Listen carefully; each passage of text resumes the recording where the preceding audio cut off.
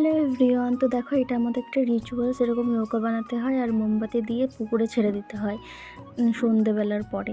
তো দেখো এটা হচ্ছে আমাদের লক্ষ্মী পুজোর দিন বানাতে হয় আর 2 দিন পরে ছাড়তে হয় জলে।